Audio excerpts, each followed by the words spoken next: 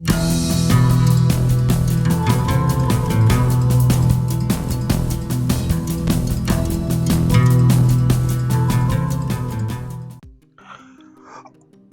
हमारे चैनल में स्वागत है। दोस्तों, अधिकांश घरों में तुलसी का पौधा होता है, लेकिन तुलसी का पौधा घर में रखने के नियम और तुलसी का पौधा सूख जाने पर क्या करना चाहिए, इस बारे में सही जानकारी कम ही लोगों को होती है। जबकि बेहद पवित्र और पूजनीय माने गए तुलसी के पौधे को रखने और उसके सूखने पर हटाने के काम को नियम अनुसार करना जरूरी है, वरना माँ लक्ष्मी और भगवान विष्णु नाराज हो सकते हैं। इससे जीवन में गरीबी, दुख और समस्याओं से आप घिर सकते हैं। दोस्तों, तुलसी को जल चढ़ाने और रोज पूजा करने से माँ लक्ष्मी प्रसन्न होती हैं। वहीं तुलसी के पौधे का सूखना भी कई तरह के संकेत देता है। जैसे अचानक हरी भरी तुलसी सूख जाए तो यह किसी तरह का संकट आने या धन हानि का अंदेशा होता है। ऐसे में सतर्क हो जाना जरूरी है। हालांकि कई बार मौसम आदि के प्रभाव से भी पौधा सूख सकता है।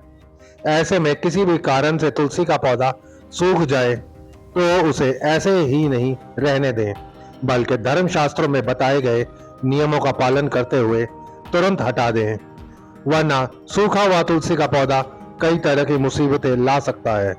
घर में तुलसी का सूखा पौधा होना अशुभ होता है। तुलसी के सूखे पौधे को सम्मान से हटाएं। स्नान करने के बाद ही इसे स्पर्श करें।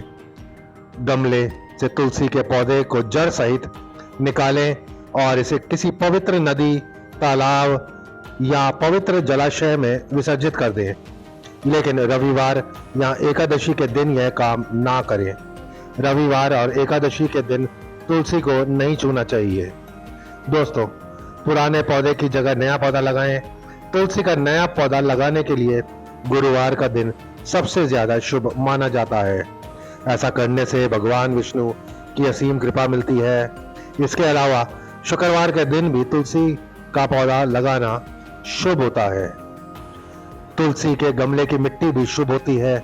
ऐसे में जब तक तुलसी का नया पौधा ना लगा पाए, तब तक तुलसी के गमले की पूजा भी कर सकते हैं। यदि गमले की मिट्टी बदल रहे हैं तो उस मिट्टी को भी सम्मान के साथ कहीं डालें। इसे गंदगी में डालने की गलती ना करें। घर में लगाने के लिए रामा तुलसी सबसे ज्यादा शुभ मानी जाती है। बेहतर होगा कि रामा तुलसी ही आप लगाएं। साथ ही तुलसी के पौधे को उत्तर या उत्तर पूर्व दिशा में रखें। इस पौधे को दक्षिण दिशा में आप ना लगाएं। दोस्तों, अगर आप बहते हुए जल में सूखी तुलसी के पौधे को प्रवाहित नहीं करना चाहते तो इसकी पत्तियां, लकड़ी को लेकर जड़ का पूरा इस्तेमाल आप कर सकते हैं।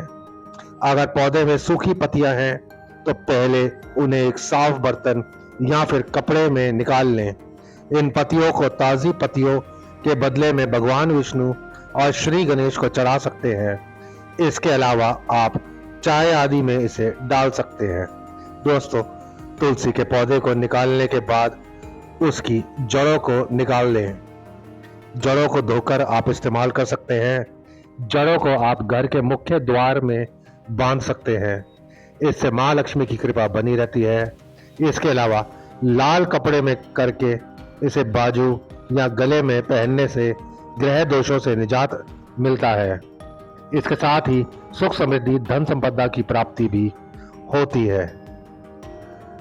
तुलसी की लकड़ियों की बात करें तो इन्हें आप छोटे छोटे टुकड़े करके आहुति के रूप में इस्तेमाल कर सकते हैं। इसके अलावा छोटी 7 तुलसी की लकड़ियां लेकर रुई या फिर सूत के धागों में चपेट दें और गाय के घी में डुबो दें।